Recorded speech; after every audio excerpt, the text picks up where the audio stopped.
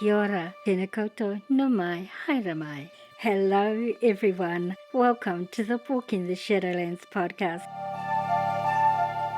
Join me as we take a walk into the realms of the unexplained, of the paranormal, of things that go bump in the night and haunt your dreams.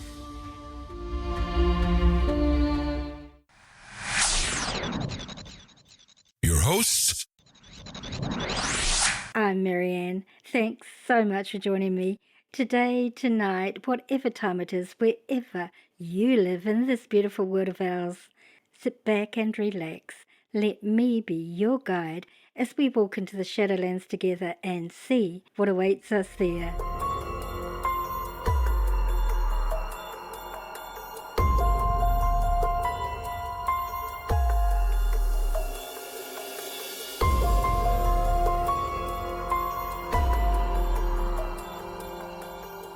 Welcome to all of you with curious minds, new or older listeners to the Walking the Shadowlands podcast. It's so good to have you here with us. Currently, it's Halloween's Eve here in New Zealand and the Southern Hemisphere, so it's a very good night to share this conversation with you all. In this episode, we walk into the mysterious world of the supernatural with a first-hand account from a man who claims to have experienced inexplicable phenomena in what has become known as the Bothell Hell House. Our guest today is Keith Linder. His journey into the paranormal has captivated audiences and ignited debates within the realm of the unexplained. The Bothell House, located in Washington, became the focal point of Keith's life as he grappled with strange occurrences, poltergeist activity, and an unrelenting sense of the uncanny.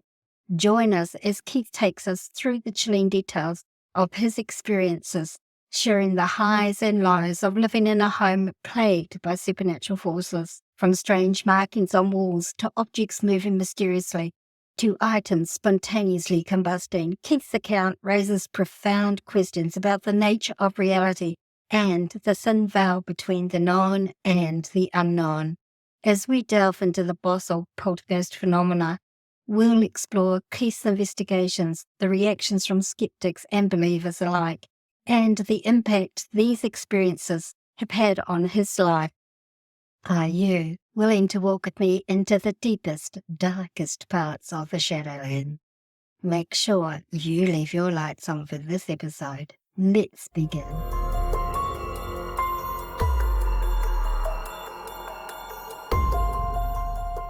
Keith Linder is a professional in the IT field, having worked at some of the largest tech companies in the world, e.g. Dell, Microsoft, Philips Healthcare, and Verizon.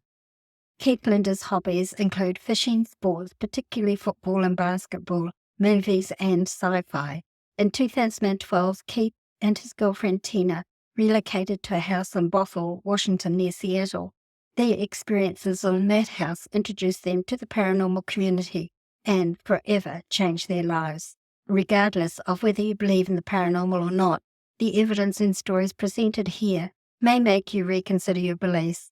One expert in the field, Rob Tilley of the Australian Institute of Parapsychology Research, has praised the thorough and well-researched nature of this case, ranking it alongside other famous poltergeist cases, such as the Enfield Poltergeist, South Shields Poltergeist, Bridgeport, Connecticut case, and the Matthew Manning case. The Bothell Hell House is a significant contribution to poltergeist research. My guest, Keith Linder.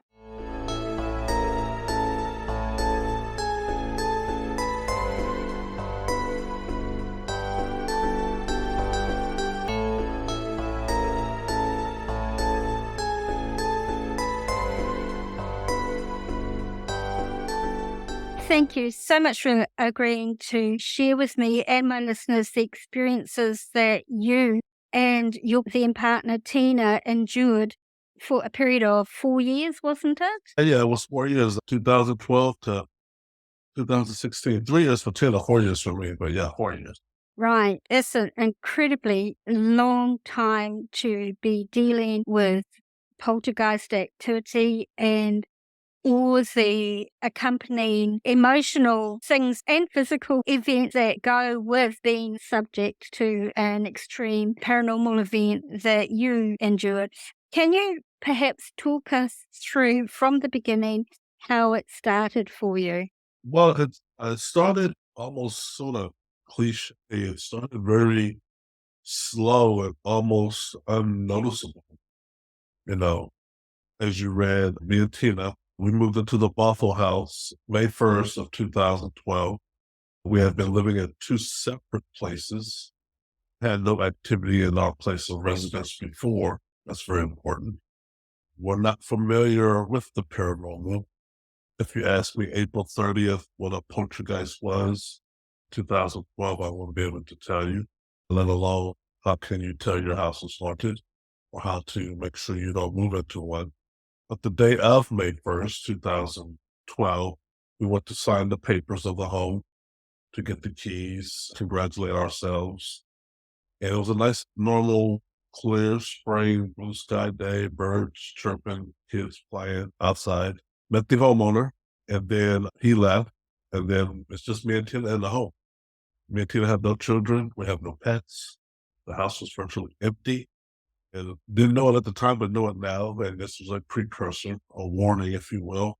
While we were talking, we heard a kid cough. And I always tell people the first weird thing about the kid cough is we were both talking and we both looked at each other after we heard it and we said, was that a kid cough? It sounded like it came from one of the rooms upstairs. It was very distinct. We might have talked about it for 5 minutes or so, but we did not go looking. Why would we? We had no children. The house is empty, so we thought. But yeah, that would be looking back, and obviously, the history of how the story unfolds. That was day one. And of course, you didn't think much about it because why would you? Right. Why would we? Why would anybody for that matter? In a sense of we thought it had to come from outside, and it felt weird, but it did sound like a kid cough. That will later on haunt us, especially some of the revelations about the case, about the house that we'll talk about. But yeah, talk about being new or unfamiliar with the paranormal. It's always interesting to people who hear the story and those who study the story of how we were met with what some consider a low-level activity on the day of arrival. It's just like a switch went on in the home of the spirits being in the home. Aha, they're here. Let's do something. And it was the kid call. Mm. And did you or Tina have any feelings about the house when you moved in? Were you aware of any vibe that the house gave up, or was it just a lovely, pleasant, beautiful home? It was a beautiful home, a beautiful neighborhood, a new home. This is a single dwelling unit, 2-story, 5 bedrooms, 2.5 bath. Neighborhood was built in 2005. The home was built 2005. And obviously, we toured the home, I want to say 4 to 6 weeks before moving in, and fell in love with it right away. We fell in love with it on Craigslist once we saw it. We were just going through the formality of touring the home, and we did. But much later, the home was still being lived in when it was on Craigslist, but when it was finally empty, we toured it. We wanted the home right away. And I think, as soon as I got home after touring the home, told the homeowner we'd like to submit our application. And there were other people too. And he chose us, and we were glad. And yeah, we left out no negative energy. No, this is weird. I don't know. People always say, Hollywood movies always say, well, Yeah, they did. live in there. They want you to get out or whatever. I disagree, especially with this house. If there was any moment to convince us not to move in, you would think logically it would be the day of us touring the home. Right. We don't want y'all to move in, so I'm not saying they would have to throw something or make a noise or something because there's nothing in the house to throw. But there could have been a negative vibe or a premonition or something like we all do. I've took many places that I thought I wanted to live in, and after viewing it, changed my mind upon arrival. There was none of that here. This one was welcoming, bright, it was lovely, it was clean, Everything was new inside, front, backyard, neighborhood. I deduced the neighbors were okay, and they were. So yeah, Wow. Just you can't tell from outside appearances sometimes, can you? And often these things lay in wait until people are comfortable and settled. Although obviously they let themselves be known straight away, but that could have easily been a kid coughing in the street that you heard. yeah, easy. Yeah, if nothing else ever happened, we had forgotten about the kid call really Right. only until the other activity unfolding that we had to rewind ourselves back mentally and be like, that's what, oh, okay. Right. No, we're going to Right. catch up. And that's by design, in my opinion, for poltergeist is the homeowner, the occupants are always playing catch up. There are minuscule things happening all the time that the brain just ignores or forgets about and just keeps on trucking. But finally, that crescendo in every poltergeist story, including ours, has that crescendo. I call it the moment of truth. Mm. You can't disavow anymore. But you Mm. get to You can't, you, levitation and floating objects, those or can be disavowed. There's no right. disavowing those. And that's what happened a few weeks later with the flying or the levitating plant while watching TV. Right. The plant darted up off the ground. Plants don't do that on nowhere on the continent, dart up and spin around. And this one did, and it did it in front of both of us while watching TV, and then it fell to the ground. Now we have to play catch up. Now we're a few weeks in, and we're like, okay, that's what, oh, okay. All right, that's what the kid toys on the staircase, kid toys on the countertop, my missing car keys, Tina's missing jewelry, waking up and finding the kitchen cabinet doors wide open. Because those things, even though they are more physical, even then, as you read in the book, we thought we were being pranked. Right. We thought we had a home intruder. We thought maybe it was neighborhood kids, previous tenant or their previous tenant's kids. And you notice in the book, I had a home security installed to rule that out. And the phenomena kept on coming, kept on happening. But yeah, we thought we were being pranked. Somebody was playing a joke on us, which we didn't think was funny, but oh well. So yeah, then that happened. But then when the plan did what it did, yeah, we knew, okay, this house has we have a third occupant, you know. Right. So from the cough, it was a slow build up over several weeks, but it started immediately, Started immediately. pretty much. It started Mm. it started every precursor, every activity was a precursor to the next activity. Right. There's a pattern of what you call a snowball effect, if you will, of things are going to gradually pick up, especially after the acknowledgement. After we saw the plant dart up in the air, Yes. it's like the seal then had been broken. Everybody's of the realization we have a ghost. They know Right. it. Now we know it. Now they can do what they really want to do, which is the loud banging, Right. which was the door slams. Many of those, see, that would be taking a bath or shower, and the door was slammed on her. Plants start being thrown downstairs, projectiles, not necessarily in our vicinity or on our path, but definitely on peripheral, obliterating upon impact on the wall, the footsteps, the phantom footsteps, the pitter-patter noise in the hallway, the pitter-patter noise arriving home, put the key into the key lock, open the door, and you hear a thunder, a scurry away, going upstairs. That happened an awful lot. So yeah, and then the lights off and on. There's several videos on my YouTube channel because my YouTube channel is like a video diary of the phenomena. Mm. 4 years worth of poltergeist phenomena. Very authentic, very genuine, hardly edited, hardly touched. I don't spruce it up. I don't edit it or like to pull punches. I give it to you as it was. Some of these videos will film minutes or seconds or during the activity. So you see the lights go off and on. You see me sitting nowhere in the room. You see the light switch some videos contain. You see the light switch clear as day. and the lights are going off and off, but nobody's near the light switch. These are early on activity. So yeah.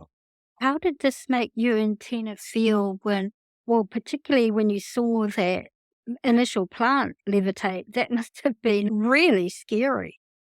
Actually, it wasn't. The plant levitating didn't scare us because when we saw the plant levitate, we went to my office and we got on the computer and we asked, "Why? How can you tell your house is haunted? What are the signs?" Right. So, Right. and the answer we got was, "This is how you can tell." It's like 5 things. We were having missing objects, objects appearing that neither one of us owned, phantom footsteps.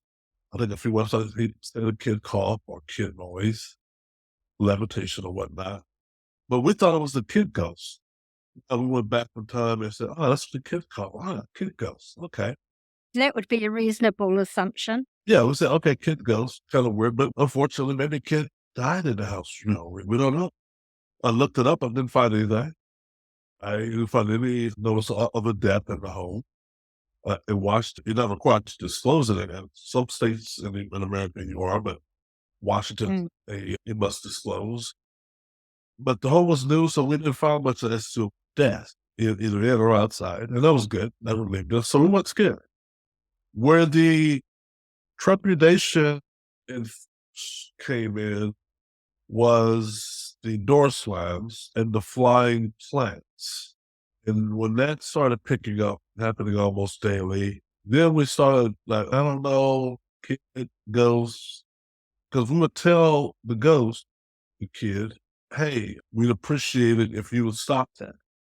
This is what the instructions on the website told us to do of anything. Ask it to kindly stop. Ask it to kindly leave. "Hey, this is our home. Stop that. Please leave. Be at rest. Be at peace. We mean you no harm. We mean this house no harm."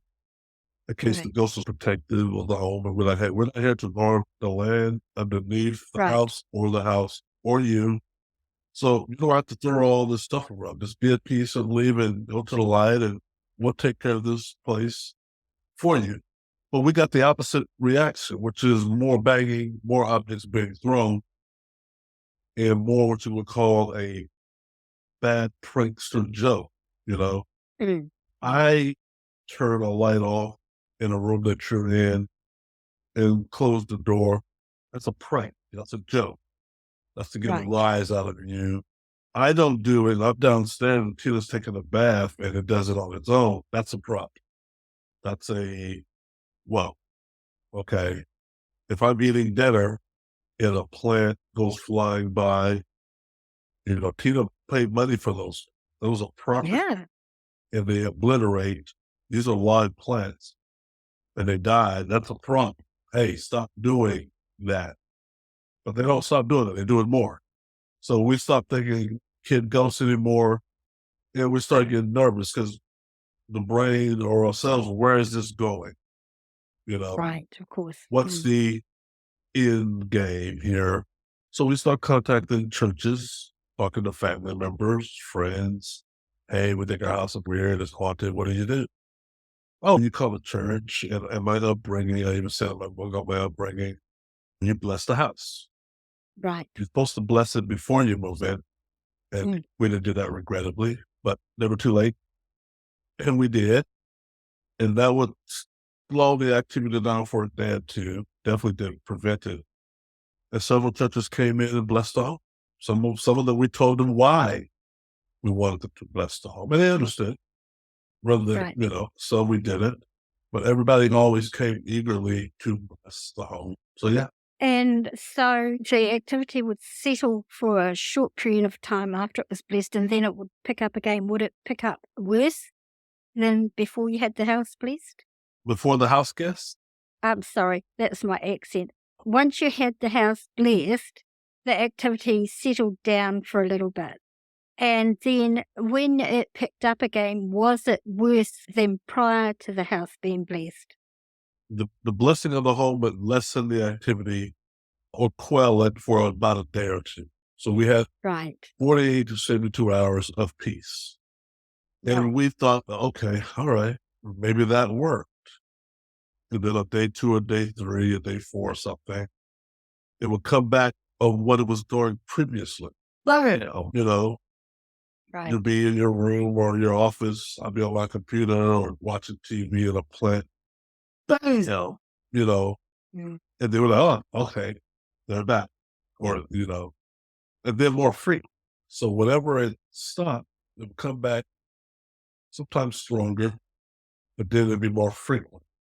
And then we're back where we started from. Okay, what do we do now? The blessing didn't work. And some of the websites told, well, you got to be strong, you got to be firm. Keep asking them to get out. Now, don't stop that at all. Just keep asking. Right. These things will taper down over time. These things will die off on their own. But no, things become more frequent and something new would get added to the frequency, like I said. They can the gray lady, right? The Right. apparition. So that is a escalation of activity. One day I was in my office typing, working, and the lights in my office went off. And I heard a click. It would click, your light switch. And I turned toward the doorway, and there was a woman standing there. And I tell people, because I can remember like happened yesterday, this woman was standing there, not Tina, obviously, but a full, what y'all term in the paranormal as a full-bodied apparition. I didn't call it Right. apparition. I just call it a woman. But she was all gray. She was 100% gray, solid. She was not illuminating. She was not translucent, see-through, or had a light around her. None of that Hollywood stuff. But Right. and I can see as clear as day that if she turned sideways, I'm sitting in the dark in my office. Lucky there's the light on in the hallway. And there's a reason for that. I'll sit in a minute. She's trying to go to the room to my left, which is the washroom, the laundry room. She's not having good luck getting through that door. She's not trying to open the door like you and I would, which is interesting in itself. You and I would try to walk through the door. We try to open it and go in. She's trying to go through the door, okay? And she can't. And I say in my book, I think my observing her prevented her from going through the door. Because as soon as she turned her back to me and then starts darting down the hallway, the corner, I still don't know what I'm looking at. So I give chase. I rise up out of my seat. This is all happening in a second or two, less than 2 seconds. And go after her. So this is more instinct than logic. I'm going after something. I don't know what it is. My brain is saying Tina, but I know it's not. It doesn't look like Tina. What would I do if I got on the other side of the hallway and caught up whatever this was? I don't know. Lucky for me, when I turned the hallway, just like in the movies, it was gone. Now I've made a physical act by walking and pursuing something that's not there. I went into the bathroom and talked to Tina. Tina was taking a bubble bath. And I looked at Tina and my eyes were as wide like they are right now. And I said, I saw it. I saw it. I was very eager and excited in a shock way. And Tina looked at me like, you saw what? What do you mean you saw? Like, I saw it. And what I meant by that was, up until now, we've had a lot of activity. And up until now, we've not had a face, if you will, to associate with the activity, been visible behind the scenes. And what I saw, I was like, Tina, I saw it. I think I saw, it was a woman, and I think I saw who was responsible for the plant levitation, the plants being thrown, the electrical issues, the kid toys we're finding. Not saying that she was or is responsible for all those things, but now I have a physical face and body to associate with those things. Right. Now, I did not know at the time, but I know now, like I said, going back to the original at the beginning of this is, things are escalating. Apparition is the term the paranormal has labeled this an apparitional sighting or full-bodied apparition. It could be male or female. In my case, it was female. She was 100% gray. There are known to be apparition sightings, and not all, but some poltergeist cases. There have been reports of apparitional sighting, meaning Keith, all your activity you said so far, that's normal. Right. What you just said about the apparition is normal too, but to a lesser degree. It's interesting, and it still is to this day, why she was gray and full-bodied and turned off my light, took off running or whatever, because she definitely wanted to get my attention. I was just going to say that. Yeah. He definitely wanted to get my attention by turning off the lights. If you watch my video and you read my book, you know, we've been having off and on light issues before I saw the gray lady. Right. And I know enough about spirits today is they don't have to physically be by a light switch to turn it off. Right. We do, they don't. But this one did. What I find interesting, that's why I laugh about it in my book, is she did all this to get my attention, but didn't really plan her exit strategy because she could not get through the door to the left of her, why that door, and she had to dart down the hallway to get out of my eyesight to disappear. As soon as you hit the light switch, the human brain or the ear is going to always turn in the direction of the sound. That's just a for instinct. Sound goes Right. over here, I turn over here. I don't turn over there. I turn to the direction of the sound. That's what I did. And she was standing there. I think she could easily hit the light switch and the light goes off and I turn toward the light switch and nobody's there. That would have been interesting too. Like, oh, I heard the click, but nobody's at the light switch. But no, she was there. So yeah, that was probably a major event for summer of 2012. But we're still in July, August of 2012 with me seeing the gray lady. Do you feel, with the benefit of hindsight, that perhaps it was necessary for you to see that woman so that you would become more engaged and they could therefore escalate what they were doing in the home? Yeah, me and Tina talked about that a little bit because Tina, maybe lucky for her or unlucky, never saw an apparition. She never saw the gray lady through the story that there's going to be a white apparition appearing 2 years later. She never saw that either. I did on both, and I will see the gray lady again as well. So I've seen these things numerous times, and the question is, why me? And do they know in advance that, hey, if we do this, we'll get this response? Mm, We'll get him to be more engaged. mm, I think there's some truth to that because obviously I did become more engaged. I went out and bought the electronic cameras, the motion devices, the listening devices. Even with the gray lady I saw, I wasn't scared. It'd be different if I saw a monster in my doorway, but it was a right. woman. It was a modern, it was not an ancient or old fashioned, whatever. This woman I saw could live today, could live in today's world by the clothes that she was wearing. So I don't know. I think it was to get my attention. I think it wasn't to increase engagement because, like I said, every activity is a precursor for the next activity. There was a lot of discussion. Me and Tina had a lot of discussion about the gray lady. Okay. A lot. Hard not to. Yeah. And then my question was, well, will I see her again? And obviously I will, but not in the moment of my choosing. Right, of course. So then it seems to me from the time you saw the grey lady, they tended to focus on you more than Tina. Not yet. We're a long way from them focusing more so on me. In 2012, majority of the activity me and Tina saw or experienced, we witnessed together. Right. The only thing I would say that separates us in 2012, as far as activity, was me seeing the gray lady. Tina would be in the room or the room next door, and Angela and I, if a plant got thrown, we both heard the loud banging. We both saw the levitating plant by the TV. She had doors slammed on her, more so than me. She would scream, and I would come charging to her scream. And so there's that. I would hear the pitter patter footsteps because I arrived from work through the front door. Right. Tina arrives through the garage and she parks her truck in the garage and goes through the kitchen entry. So she didn't report back to me a lot of hearing the pitter patter upon walking into the home. I, Right. however, coming home, park my car on the curb and walk up the patio or the driveway and walk through the front door. And it's a little bit more, if we had children, like I was a kid, my parents would, when we get home early from school before our parents would get home from work. And if we didn't do our chores, but we were watching TV, our parents could easily sneak up on us better by coming through the Mm, front door versus the garage because we cannot tell if they're home, by the time they got to the front door, they open the door. Aha, what are you doing? Watching TV? Yeah, I'm doing chores. We're caught. Right. Coming to the garage door, you have to let the garage door up, and we can easily hear Right. that as kids. Oh, parents are home, run.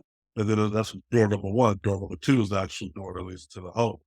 So there may be some linkage there as to why I heard the pitter patter always coming to the front door, and Tina never heard it or hardly heard it, except the time she came to the front door, which is very rare. She mostly came to the garage door. So I would say Right. we were about 60, 40, 55. Yeah. I would say about, no, I would say about 60, 40 as far as the phenomena we witnessed, but most of them we saw the same thing. But you're right, there's going to come a moment where the activity is going to happen to one person more than the other. There's moments in the book where the activity happened to Tina more, and there's a lot of references in the book where the activity is going to happen to me more. Oh, yeah. Right. And up until this point, your relationship was still really good. You were getting along well, and life was just going really great apart from the events that were happening in the home. Yeah, the activity of 2012 compared to the activity of 2014 is night and day. Mm. Yeah, there was some malevolent activity in 2012. Throwing up press is definitely malevolent. Oh, Bangs, stomping, closing doors while you're taking a shower. Those are malevolent activities. But me and Tina were fine. We're fine mentally as far as a couple. And we have a united front. But we both want the activity to stop. We're taking proactive measures to make it stop. You read about me buying the sage, the smudging, to lay the Bible out in the open. But yeah, we're team Keith and Tina. We're still, believe it or not, glad at our decision to rent this house. Mm. We did not have any buyer's or renter's remorse, this activity that will come later. And by the time we started entertaining the thought of renter's remorse, as you know, the activity did subside. And it subsided for a year, a little bit over a year and 2 months. It started lessening late fall, early winter of 2012. And around November of 2012, things just stopped on their own. We don't know why, but they did. Now, there's a lot of things that happened before then that, once again, the Bible, the infamous Bible that caught fire in 2014, would disappear in the summer of 2012. So we were glad. We was like, the activity is slowing down. It's lessening. Maybe we don't have to move after all. The websites with the advice been giving us, these things do taper off. And at that time, the worst thing that had happened, even though it happened frequently, was the throwing of objects. So we were like, okay, all right, no harm, no foul. These things taper off. And we had a whole year, 2013, interesting number, 2013, of no activity. But the advice from websites were, well, there's two things that's going to happen. Is the activity is going to taper off and it'll never come back. It'll never happen again. You guys, you got a story to tell. Every Halloween, you got a good story to tell. Okay. If it does come back, if nobody knows when, come back very quickly, soon, or whatever. But, and the websites had references of other cases. If it does come back, it's always worse than before. And they were right. The things this case is known for that made it get international attention is the activity that happened in 2014. Right. It's all when people dissect the case and they learn, oh, I always get upset when people are like, oh, this is for attention. You're trying to get some, when we were public with our story, it's because they act as if this stuff started happening yesterday. Right. No, we've been dealing with this for a year or 2 years. It's now reaching your eyes and ears, Mr. and Mrs. World. We've been dealing with this for 2 years before it reached the press, before it reached the newspapers, 3 years before it reached the internet. If we were seeking attention, we could have went public at the first plant that levitated by the TV. or the plants flying. We did do that. Right. Only when the activity came back in 2014, and rightfully so, because as you know, the activity was worse. We're talking about objects catching fire, Yes.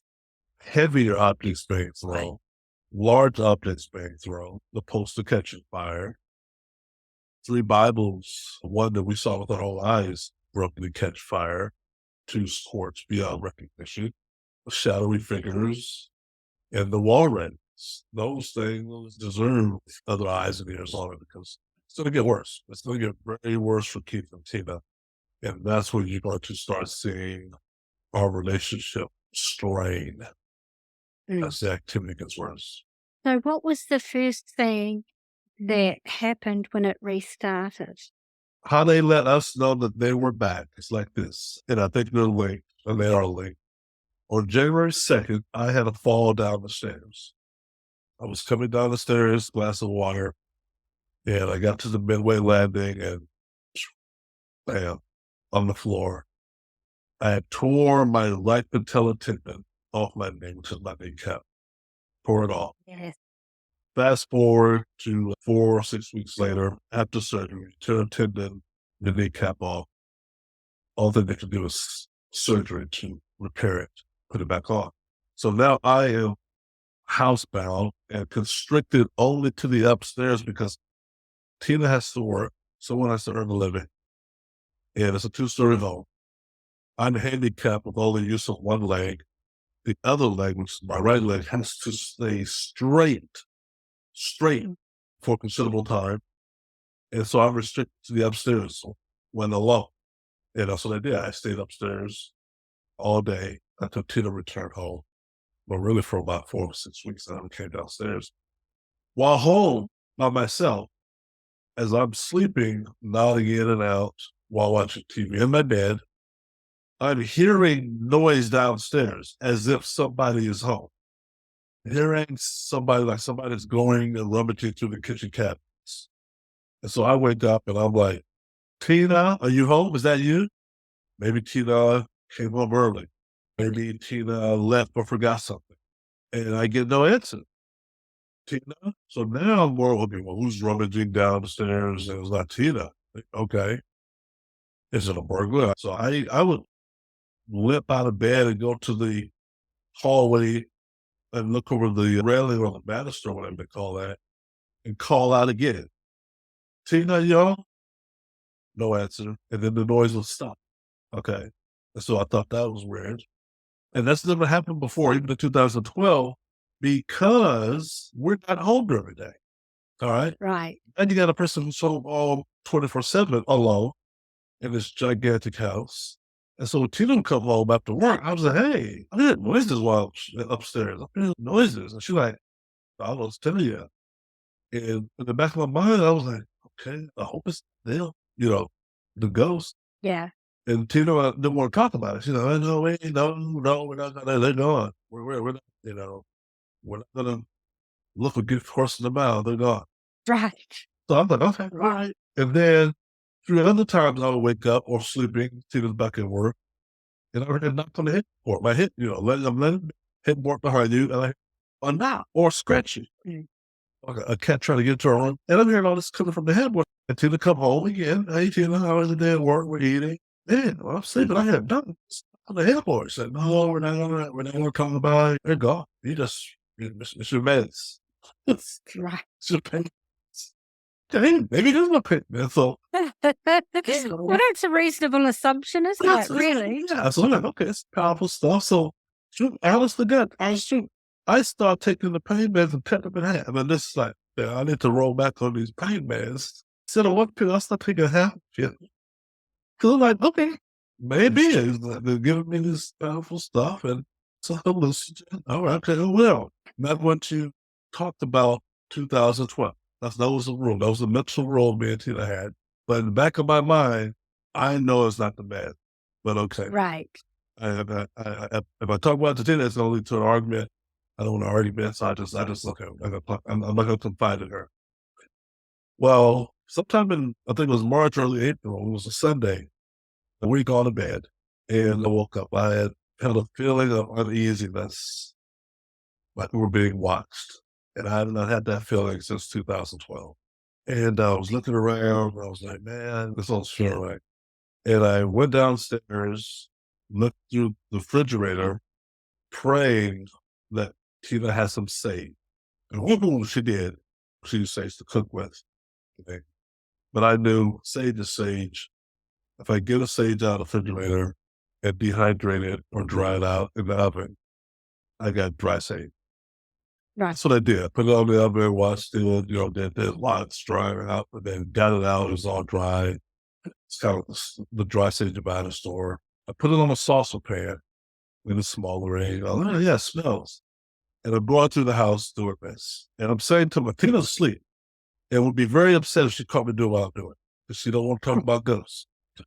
So I'm going down, hey, leave, this is our house, whatever. And then I sit the sage on the bookshelf in the hallway and go to bed. Right. And let it smolder itself out. So I'm going to let you stay here. And I remember we heard a loud crash soon after that. And I remember we both darted up. Now Tina heard that she's awake. Like, no, that's no sleeping through that. Right. And we run to the hallway, and Tina has this giant armoire.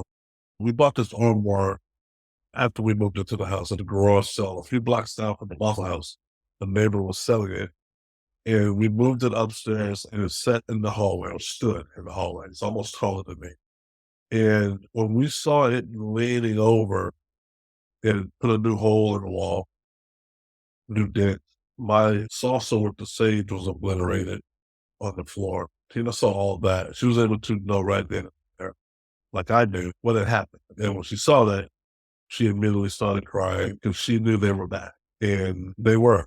After that day, everything they did before became a daily or nightly occurrence, with the exception of the objects are now bigger and they're more frequently being thrown. One of the things that frightened Tina the most up until now, up until that night or that morning, was the door slamming on her while taking a bath or shower. That just always got underneath her, and rightfully so. You're very vulnerable. Yeah. Bathing yourself, doing something like that, and the door slams shut on you. Because you see a lot of movies, Hollywood has perfected that. Yeah. Right. And then to add insult to injury, turn off the lights. It's a frightening feeling to be feeling your way in the dark after a door has been slammed. Because in your brain, you're like, is somebody in the room with me? Yeah. Or who's on the other side of the door once I open? Those two things, because that happened to me. When I had doors slammed on me and lights cut off, those went through my mind as I'm finding the door in the sweat. Okay, did they slam the door because they want to be in the room with me? Am I going to bump into them as I'm my way to the door? Is this how it is? It's how you find Keith? Or if I open the door, they're on the other side. Right. Your survival mode is, I got to open the door. I Yeah. got to turn on the light. At the end of me, not the end of me. And your fear factor, your adrenaline is off the charts. And whatever spirit did that, if they were low on energy that day, they got a truckload after doing that, Oh, shit. If they ever woke up, in the spirits world, hey guys, we're low on energy. What do we do? Let's go turn the lights off and keep the Tina while taking a bath or slam the door. That's what they do because the fear factor of Tina and me is tremendous, and rightfully so. So I understood why Tina was crying, because Tina knew that was going to start happening to her again. What we both did not know is that's the least of our problems. We're about to encounter spontaneous combustion. Right. A few days after that, Tina's going to be attacked in the home while she's by herself. That's never happened before. Tina's going to have the lights on the ceiling blow up in her face. That's never happened to me before. Tina's going to run out the house, literally run out the house. Now we're running. Okay, remember, it was reversed now. We're running and leaving everything on in the process. Tina's going to have to turn back around while going to work because she's going to get a call from me saying, come back to the house. The house is under attack. And when she pulls up to the driveway, there are 2 fire trucks parked in the street. Smoke is billowing out my office window. And when Tina walks in, I'm half naked doing this, and the fire department is trying to figure out how the poster in my office caught fire. Whereas on my point of view, remember that morning, I had taken a shower, once again, vulnerable, heard the fire alarms go off, run out the shower, fire alarms are going off. This is in the morning. Tina had just left for work. And when I get to the doorway of our bedroom, which leads into the hall, Right. something runs past me, Right. thundering down the stairs. Something is running from my office, which is where the fire and the smoke was, and running down the stairs. And the front door opens on its own. It slams shut on its own. I, more on instinct than logic, run down the stairs and try to open up the door that was open a second ago, just a second ago, Mm. and it's sealed shut. I can't open. Wow. You know, it's like a force. I pull it this way, and something got its hands like, nope, not done. The house is billowing with smoke, and only then do I run upstairs and see my poster on fire, and then call 911. And then while calling 911, every time I give my address to the operator, hey, my house is on fire, we'll report a fire. Okay, sir, what's your address? Every time I would give my address, 1, 2, 3, A, B, C, D, static. Only the time when I would give my number address. Sir, you break up. I can't. It will break up only when I give the numerical address. It happened 3 times. And 2 minutes later, Tina told me that she got the call for me to turn back around. The fire department beat her there. And they said when they come back, they're always worse. Right. And that's just week 1 of them being back. We still have 10 more months to go because we had 10 months of activity nonstop beginning in March, April. So it was really war against you. Oh, yeah, all the gloves are off. Yeah. And the fire department couldn't understand what caused the poster to burst into flames. It wasn't near any electrical source. It was just on the wall. It was interesting in the way, the manner in which it was burned. It's not covering up an electrical outlet. It's not near a heat lamp. It's not near an electrical source of heat. The only thing you can deduce as to what caused, if you're a fire person or anybody else besides Tina, is one of y'all had to have done it. Well, they knew I didn't do it. I mean, they had a good indication I didn't do it. It was just weird. Tina was at home, so they saw Tina when she came home. She's frantic. I'm frantic, shaking and crying like a wet puppy. And yeah, and they wrote in their report, unknown or whatever. They were glad that I put it out, which I did. I used my towel to douse the fire. But like I said, there was so much smoke and the alarms were still going off for a while. I thought there was a fire somewhere in the home that I couldn't get to. And I was thinking, if the poltergeist started this fire, or let's say it started in the attic and I couldn't get to it, this house is toast. I'm going to go down with the fire. Then I'm going to know what happened to Keith. He was going to be like, I'm there from 10 minutes ago. So I called the fire department because I wanted somebody to get there to save me.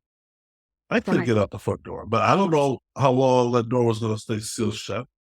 Yeah, exactly. It eventually, characteristically unlocked, open by itself once the fire department got there. But by then the damage was done. I mean, the fear factor of me. Oh, gosh. There was no other fire in the home, thank God. They wrote on their report. They can't write poltergeist on their report. They're just going to write unknown. Right. No. Wow.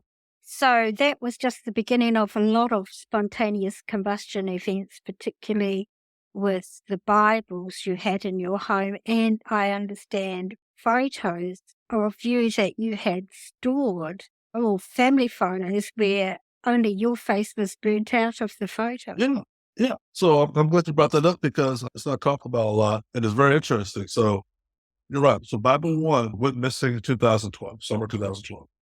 I left her downstairs, up a smudging, went to bed. Tina was out of town that night, so she wasn't even in the home when the Bible 1 went missing. I woke up the next day, it was missing. That's 2012. Bible missing for a year, almost a year and a half. Fast forward to 2014, when the activity comes back. We'd had so much activity one night to where that night we were awakened by the fire alarms. And we had so much activity, we slept with our door closed. And anybody who understands fire or whatever knows that's one of the worst feelings you can have in a home is your fire alarm going off, especially while sleeping. Once again, vulnerable. And I looked underneath the door of our bedroom door and I can see lights, like a fire. And I opened the door and I'm looking this way. And I'm thinking, it's fire, we're dead, whatever. No, there's no fire here. The fire's in my feet. There's something at my feet that's on fire. I look down. Oh, there's a book on fire. Okay. And it's illuminating the entire hallway. There's ash and soot, everything. I closed the book with my foot and doused the flames, put it out immediately. Only then do I realize that's the Bible that went missing a year and a half ago. Wow. And I saw, that's the Bible that was gone. So I pick it up, ash and all the stuff, but I feel a bulge in it. There's a bulge in it. And I open it. And there's a wooden cross, yay big. The cross I had bought off Amazon a few weeks ago from Jerusalem. And it came all that way. And I hung it over our bed for protection. And we went to bed that night. It was over our headboard, but it was in the Bible now. So yeah. So that's the first Bible. And then you're right. The pictures, this is interesting. Now you're going to get into where the spirits go from haunting both occupants, Keith and Tina, at the same time, to where they're going to divide it up a little bit. And by that I mean, we're going to haunt Tina sometimes, Keith, like when she was attacked when she was home alone. And like I was attacked when I was home alone with postal catching fire. We're going to do those things. For you, Keith, this is what we got in store for you. I have a photo out. These photos that you talked about that are pictures in my book, the first book, are deeply embedded in boxes in my closet. They're deeply embedded in photo albums. I have not pulled them out or looked at them since I lived in the Bothell home. The photos, heirlooms. Yes. It was only then, at the height of the activity of coming home, and there's a video of me coming into my office, and you see these photos neatly placed out on my computer desk. The office is in shambles. The cross that was hanging in the hallway above the Bible is, I'll say, scissored into the wall because they took the scissor out of my cup holder and used the scissor to nail the cross to the wall, or my photo. First photo they used was yay big.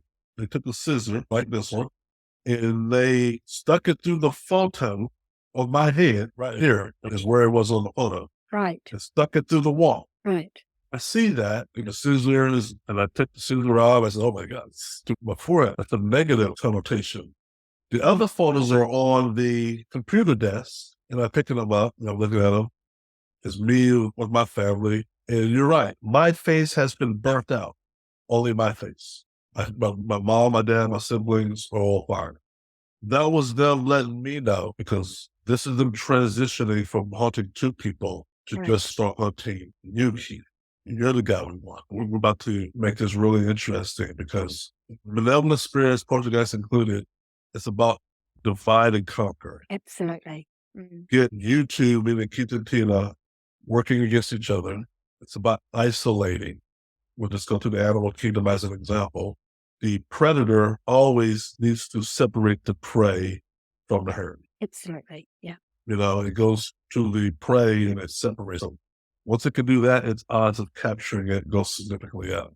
And that's what's about to be happening. Tina's going to start witnessing me being attacked and not know what to do. I'm going to start witnessing myself being attacked and not know what to do. And yeah, about 5 different photos, some I even thought or forgot existed. And it's very interesting because, like I said, these things are deeply buried in boxes. No, I want your listeners to understand something. It's not like the spirits when we're at work, me and Tina are at work, and the spirits are coming into my office and they're moving boxes and they're rummaging through. That's not how they do that. It's quite possible these spirits had these photos from day one I moved in. I just didn't know it. I believe, and that's what I talk about in my third book, Poltergeist, The Night Side of Physics.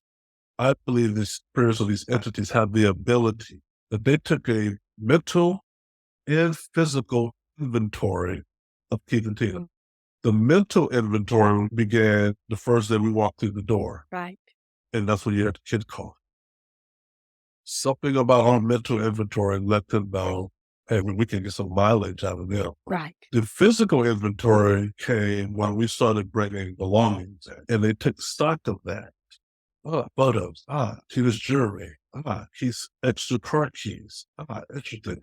Now, they don't rummage like you and I would rummage. They're not burglars. But in the dimensions that they live in, all this stuff is like on a wall. You can just see it. It's just splattered everywhere. So they just take it. But in our world, it's like removing it. In my book, I talk about my cast iron safes. Yes. I would put belongings in there because I got tired of them taking it. Me thinking, this is my mental, not them. I never confirmed with them what they couldn't do. I just assumed they couldn't do it, but assuming is nothing. So I bought safes, combination safes, key safes, and put my belongings in there, hoping that they would take it. Only to learn very quickly a safe does nothing. I would go to my safe and look for my item, and it's gone. Now, they're not going in their type of combination and taking my belongings. They just go through it and take. And that's what they did. Wallet, car keys, driver's license, birth certificate, credit cards, you name it, pictures. It's taken. So you're right about the photos, yeah. It's really interesting. It feels to me when you were talking, they were laying out a battle plan, like know your enemy, know their strengths, their weaknesses, where you can hit them, where it's going to hurt the most. And it feels to me that they were figuring out which was the best way to attack you, to get what they wanted. And it also feels to me like they focused on you because you're the stronger one. And you were the one who really wanted to fight back, so to speak, by purchasing the cameras and trying to get verifiable evidence of what was happening. Yeah, there's an old proverb that's true that says, I'm paraphrasing, be careful when you stare into the abyss also stares into you. That could be never more true than when dealing with the poltergeist. You're right. When you could say to some extent, I made it personal. You could say to some extent, I gained an interest, an investment, because when I'm spending my money to buy electronic equipment to bring it to my house environment, it takes a lot of preparation, a lot of mental thought, a lot of focus, a lot of planning to set these cameras up, to get them working, turn them on, utilize the home's utility, just wait. And while I'm doing all of that, even going to the store to shop on the shelf or buy online and wait for it to arrive by mail, to cut open the box and pull it out, to set it up, or drive home with it in my truck, talk to the store manager or the salesman at the store about which camera does what, which one does what. They are listening and watching all of that. I didn't know that at the time.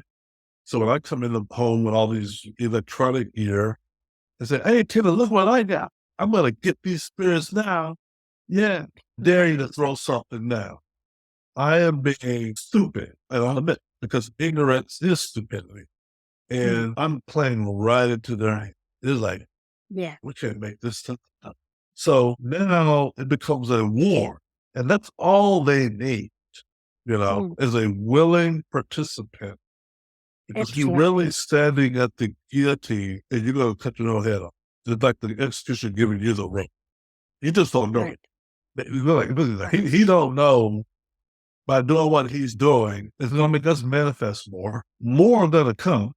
And yeah, it's going to be open season on Keith Linder. And it was, as you saw, it was. There was a time, especially early winter of 2014 and spring of 2015, where we saw the raw readings. Right. They just, okay, we got this out. We can forget about, this guy keeps us more interest. And it's just attack.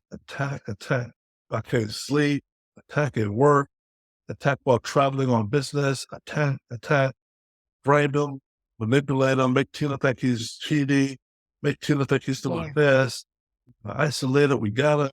His computer monsters catch on fire. We got all that. Look at my office from when I moved into the Bothell House and look at it 4 years later.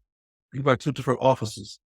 And wow, the walls are different. The walls are nice and clean and well painted when we moved in, but look at them, I've got all these paint marks and dirt marks and fire residue and wall writings, painted over wall writings. The office is all disheveled. And that's the war. That's the war I wish people, to focus on about this story because it's very dark. And you're right. They're Yeah. focusing and nothing's working. Priests are coming in, nothing's working. And yeah, it's bad. It's like a F5 tornado, a Cat 5 hurricane. Yeah, really bad.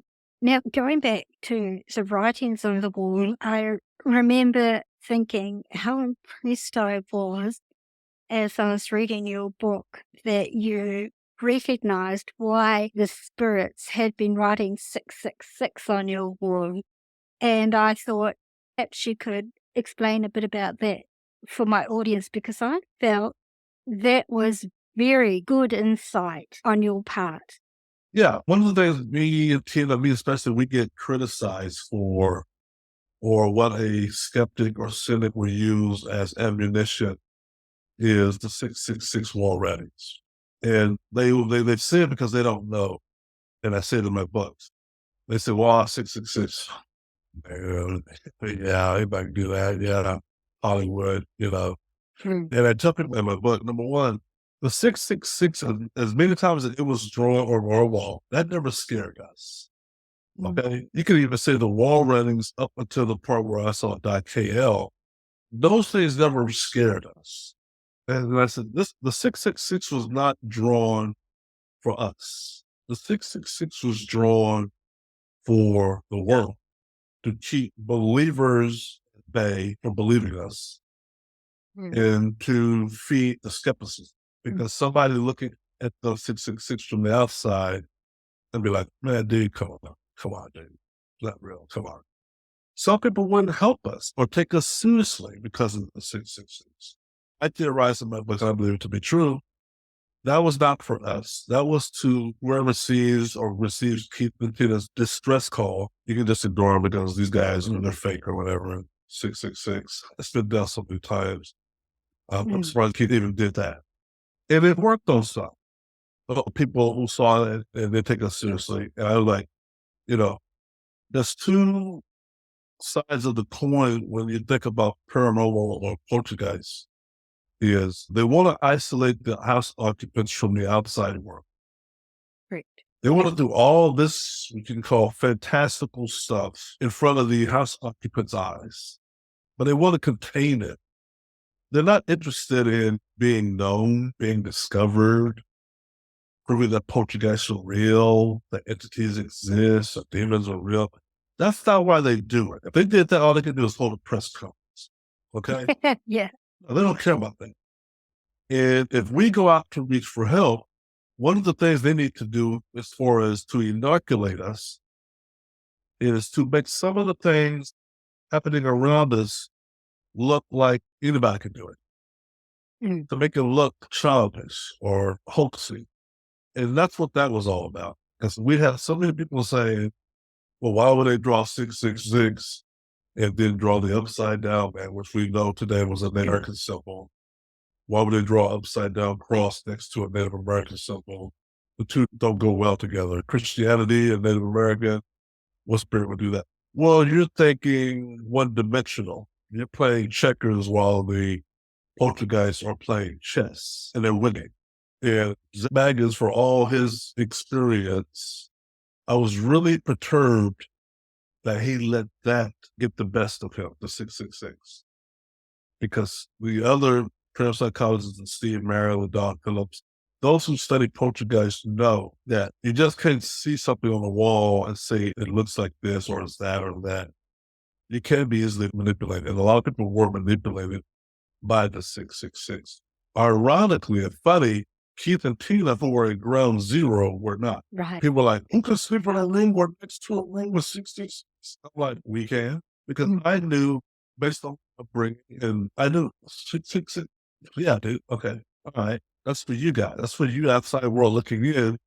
So y'all can go, ha, ha, ha. And people did. You see many critiques go toward the 666, the Bothell Hell House. And I just laugh at people like, well, they got you. They're tricking it. They're playing work. The psychological plan work. Right, which brings up another point. At one stage, you reached out to the press for help initially, and then you were contacted by a specific person who got you in touch with the Ghost Adventures crew. Now, I personally saw that episode. This was some years ago.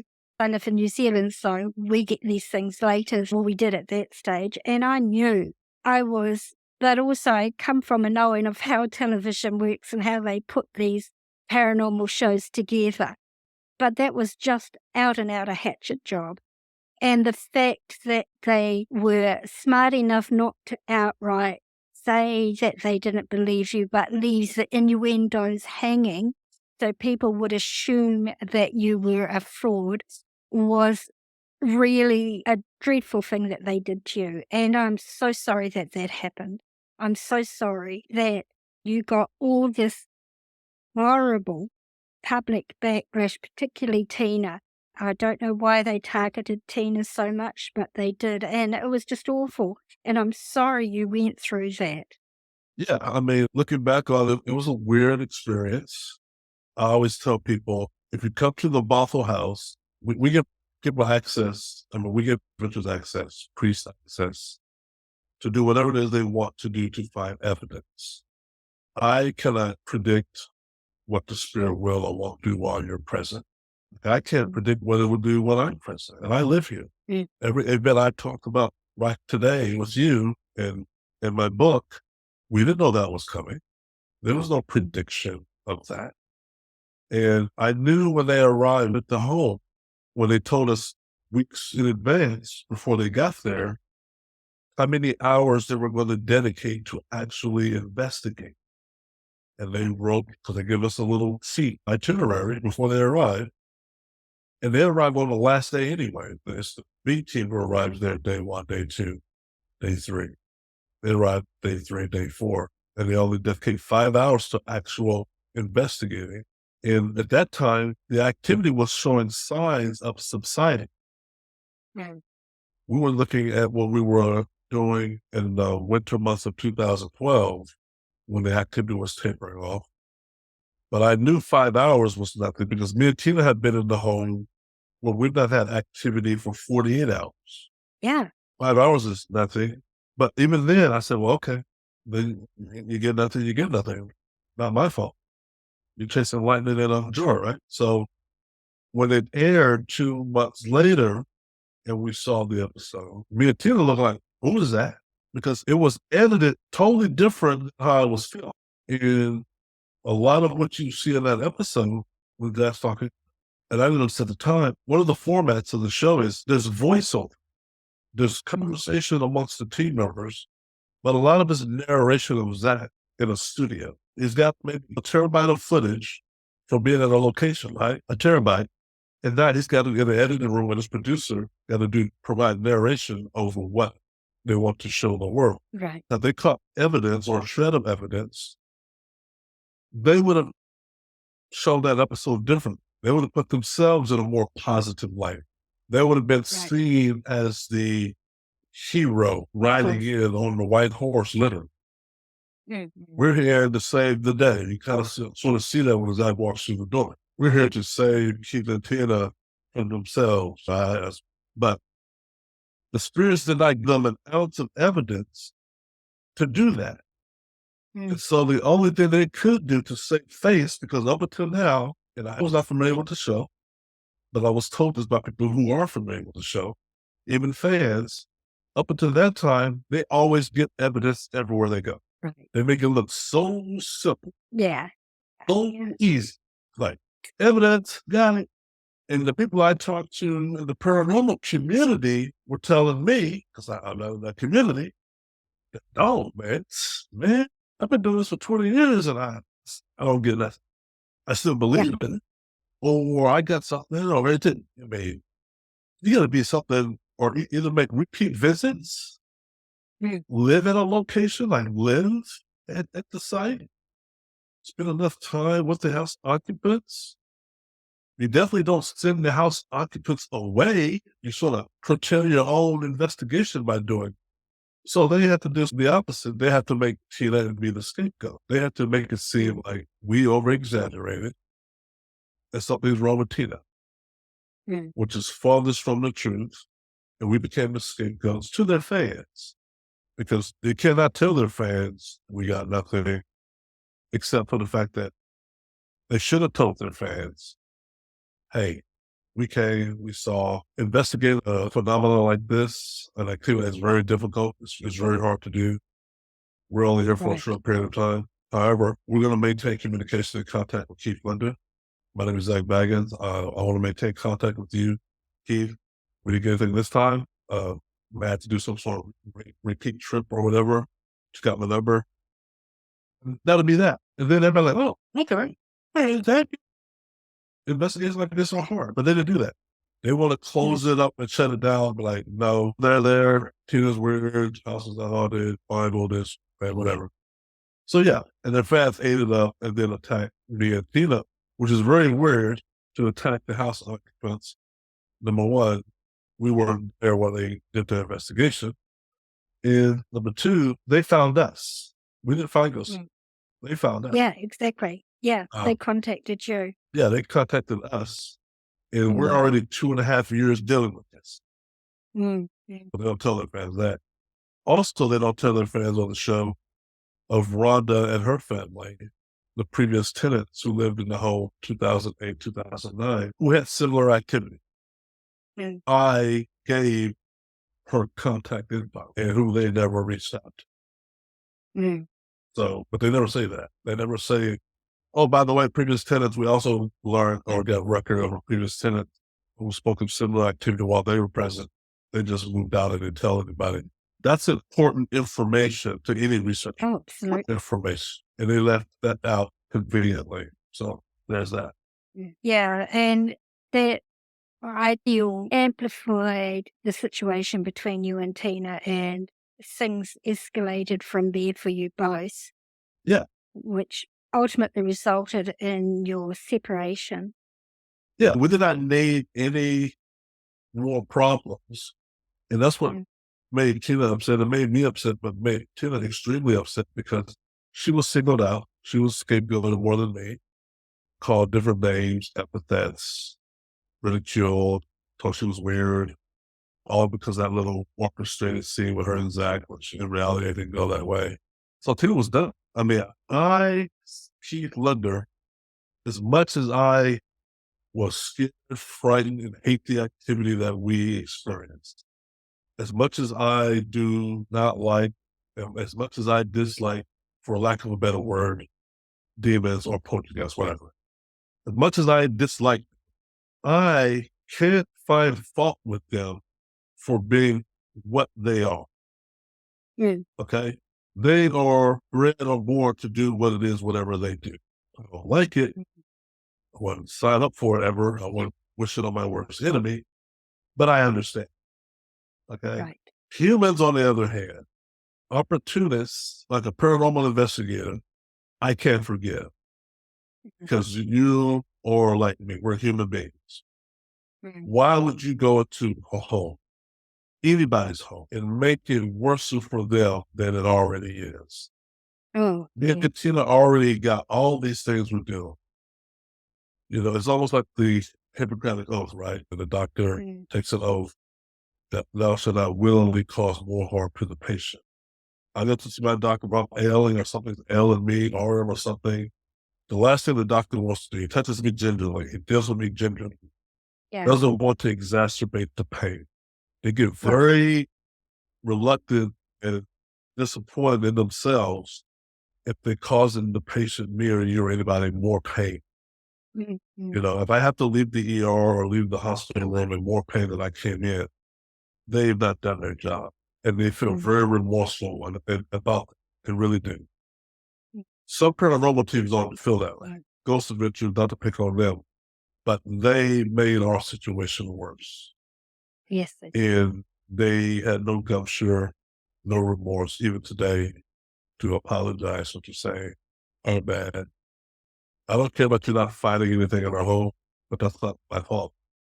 It could have stood or come to our defense, even when the social stratosphere of Twitter and Facebook were attacking us. You could have made your fans like, hey guys, enough. It's not all about that.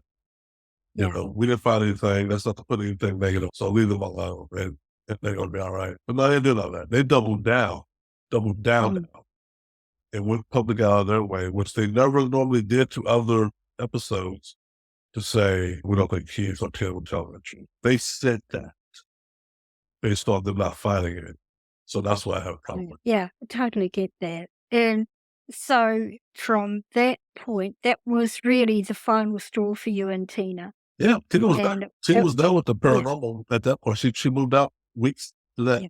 And rightfully so, because spirits be damned, Tina to this day will not, I don't think get requests that I ask when I do interviews like this or other shows. Hey, can you get Tina to talk? I'm like, Tina's done, dude. She's done. I wrote my book as I speak for both of us. I can call Tina right now. Me and Tina, we live in the same city. We have mutual friends. When my books came out, I let her know. And she's like, you speak for both of them. You tell them both our stories. And because I know they're going to do, fool me once, shame. Fool me twice, no, shame on me. It was just a strange, it's so sad. I really feel for Tina, and I totally understand her perspective. The thing is, you guys reached out for help from numerous people. The church let you down. They said they'd get back to you. They never did. But ultimately, you did get some help with that one pastor, the 80-year-old gentleman.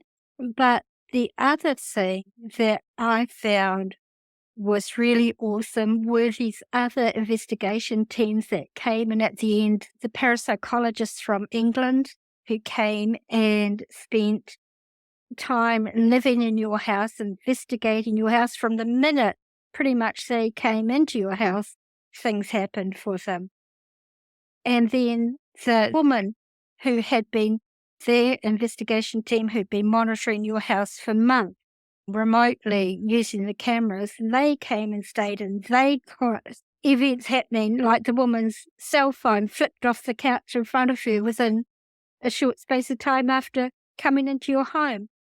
And these reports were made public, they were put out in the public, and they even went to the press about them, saying, hey, this house genuinely has these events happening in them.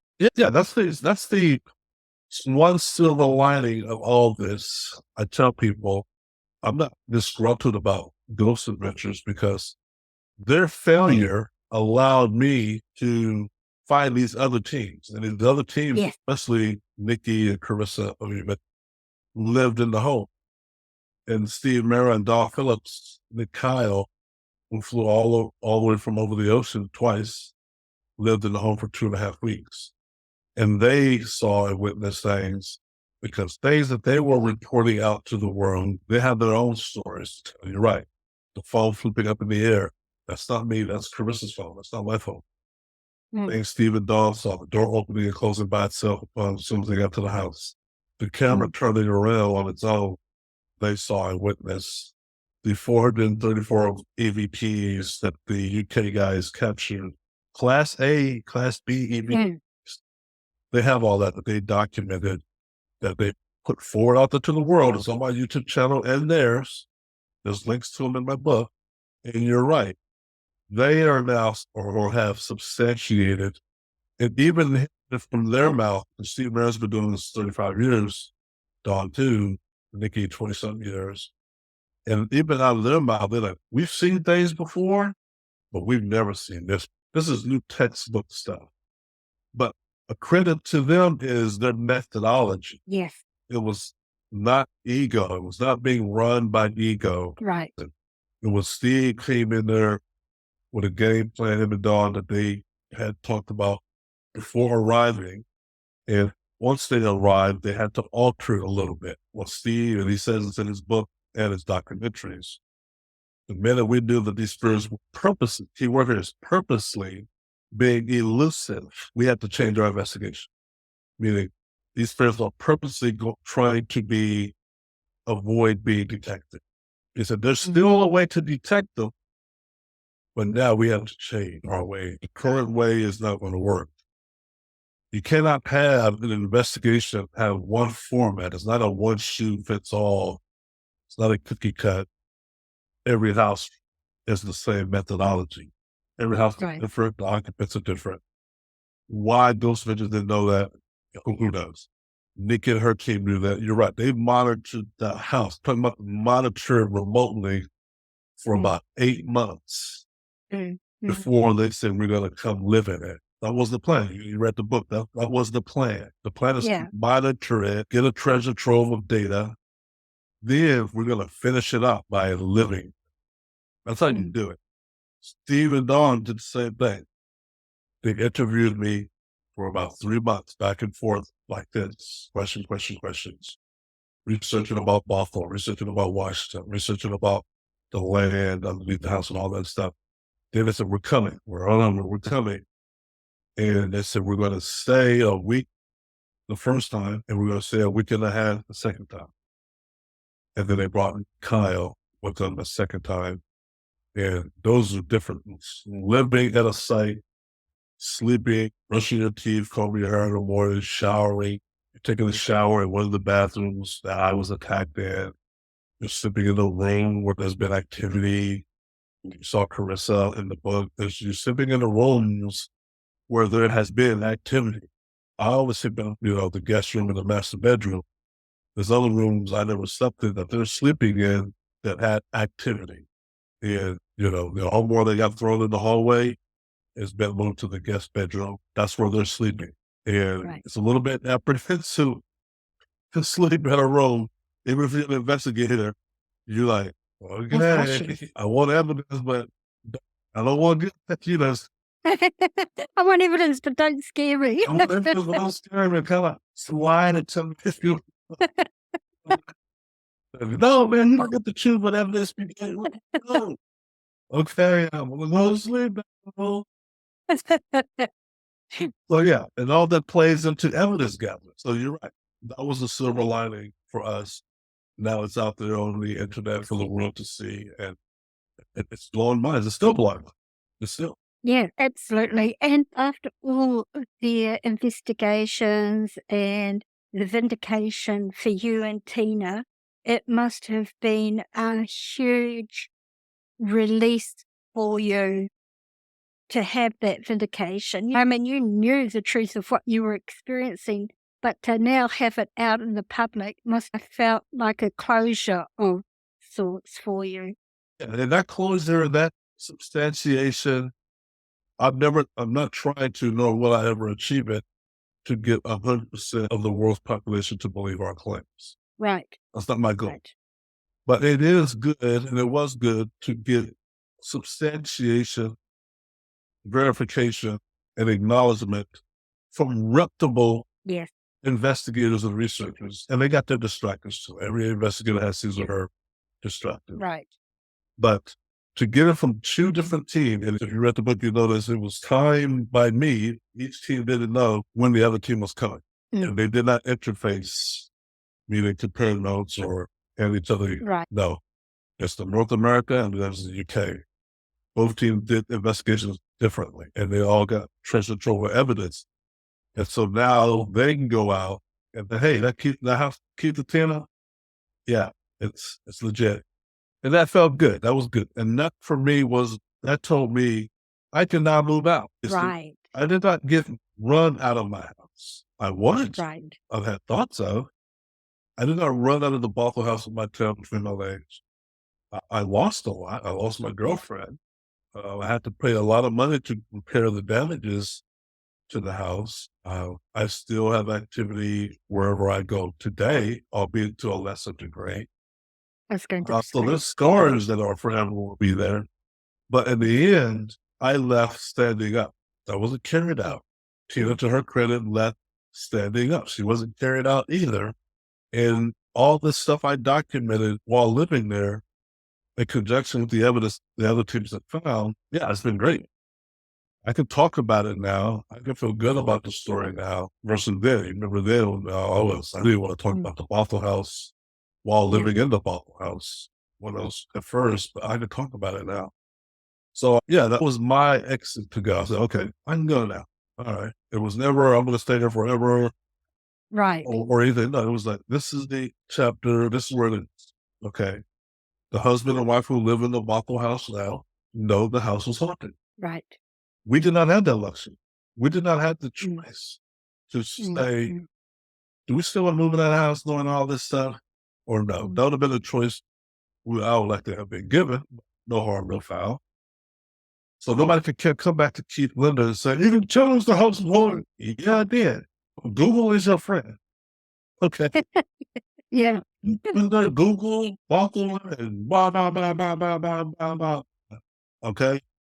So I have realtors who call me now who just sell homes. And when they sell a home near the Bothell house, sometimes the Bothell house, they're like, whoa, man, there's a haunted house on this street. And they call me. Oh, really? Yeah, I truly, yeah. So it's out there on the internet, and it's never going away. It's never going to go away. Right. Once it's on the internet. So, yeah, to my knowledge, I haven't talked to them since they moved in. To my knowledge, the husband and wife have not had activity. Now, the word activity I use very loosely because Right. activity can be defined in many ways. When you say, I mean, burning Bibles and crosses and all that, of course they're not going to have that. But if you mean low level, minimum activity, hard to detect, light may go off prematurely or while a bulb may prematurely expire or a missing item or something or noise. I'm pretty sure they've had something they had to raise their eyebrow about, like, Mm. Mm. and just keep on about their business. But so far, so good. I'm not going back. I don't need to go poking my head around. You guys have an activity yet? Right. I'm not that guy. I don't need that. You know, I've been asked to do that. Again, first time people ask me to do that, I like, no, I'm my 4 years is 4 years, dude. That's all I need. 4 years in a war zone, I think, is more That than house never sufficient. has activity again. It does not take away from your Tina's activity. No, You should be absolutely. glad it doesn't have activity again. We're like, ooh, wait, you guys had enough activity for a millennia. Right. We're like, let's So you came away from there and you wrote 3 books, is that you said? yes. Yeah, 3 books, yes. And did you find that writing the books was cathartic for you? Man, it was tough getting through the Bothell Hell House. Oh, yes. That's in the part after Tina left with just me living in the home. Mhm. The die KL written on the walls because I had to, when I write my books, I have to go back there mentally. Yes, Not living absolutely. in the home anymore, but I have to convey what I was feeling back then. Not what I'm feeling now, what I was feeling back then. I want the reader to understand because nobody should take this stuff lightly. Nobody should be wishing this happened to them. Mm. You read my books and you still wish this happened to you. I had to do my job. Mm. But it was hard to get through certain chapters. Full disclosure, certain chapters took extra time to write because even just the fact of writing them created activity around me. And I was just going to ask that. Thank you. especially book two. Book two, attachments, for that reason is named Attachments. Poltergeist, I watched Step Part 2. It's 20% of me still living in the Bothell home, 80% of me moving out, being followed. But writing that book about the water puddles, well, if you've never read it yet, Yeah. there's a water puddle coming. Yeah. The visitations, the shouting fingers, the succubus visits. Write that stuff and then go to bed after you write it.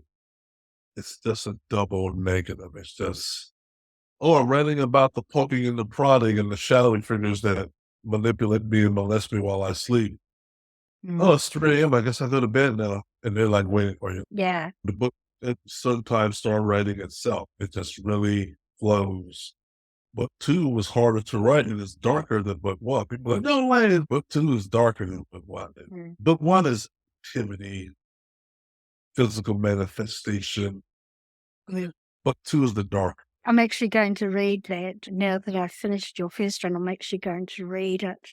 You should read it. I'm sorry I didn't get a chance to read it before we Oh, it's spoke. fine. But I mean, book 1's enough, like what, almost 500 pages, but no, book 2, it's tough. Maybe after I've read it, if you're okay, we could come back and discuss your second book.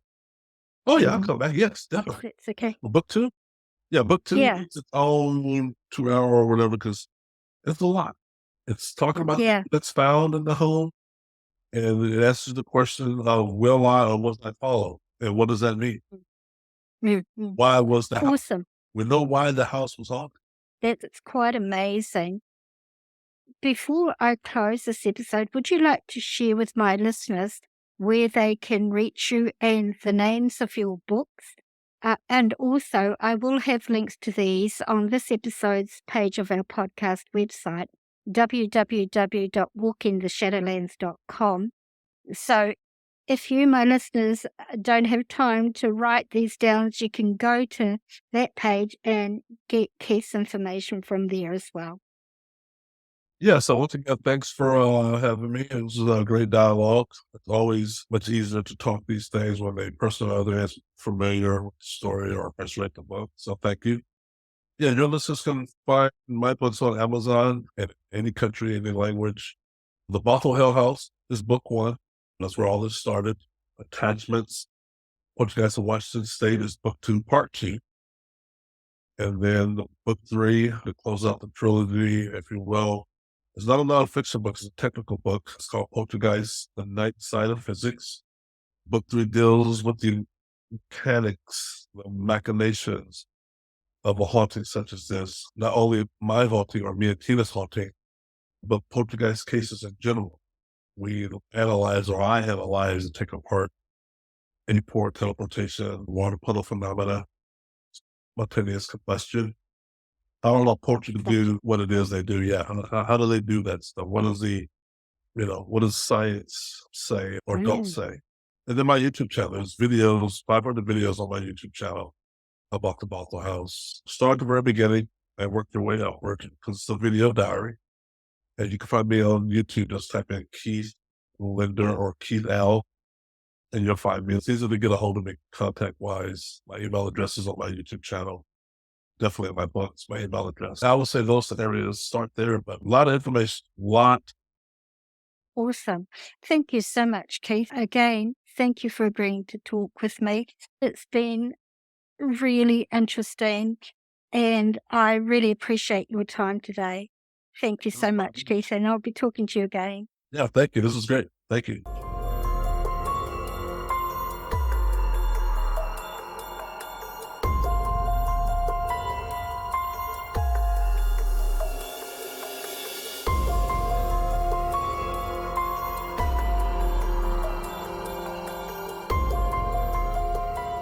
As we bring this episode to a close, we've journeyed deep into the heart of the paranormal with Keith Linder, the man who lived to tell the tale of the Bothell Hell House.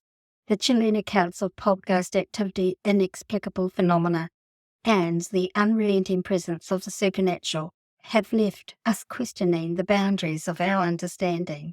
Whether you find yourself a steadfast believer or a skeptical observer, Keith's story invites contemplation about the unknown forces that may lurk on the fringes of our reality. The Bothell Poltergeist phenomenon continues to perplex and fascinate, and our exploration into this otherworldly saga has only scratched the surface.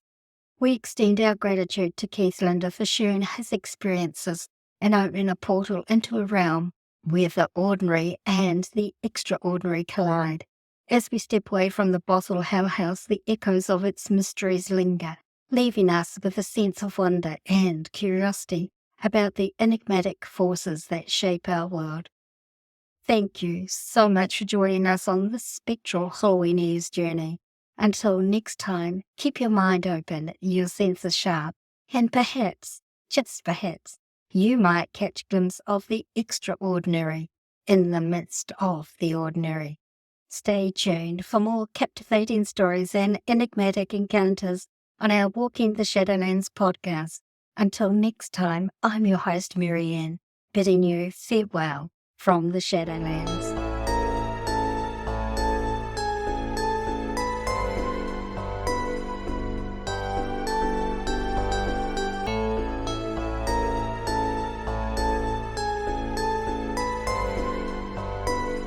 If you enjoyed this, don't forget to subscribe and share it with friends so you don't miss out on any episode.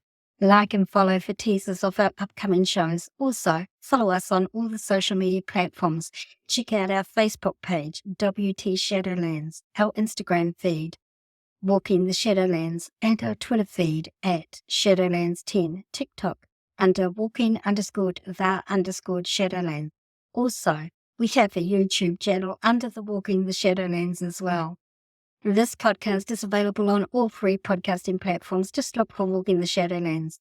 Also, if you have Alexa, simply say these 4 words: open Walking the Shadowlands, and Alexa will play our latest episode for you.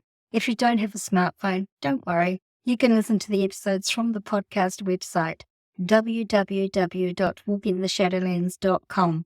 For those hearing impaired, there's a full written transcript of each episode on the website, so you don't miss out at all.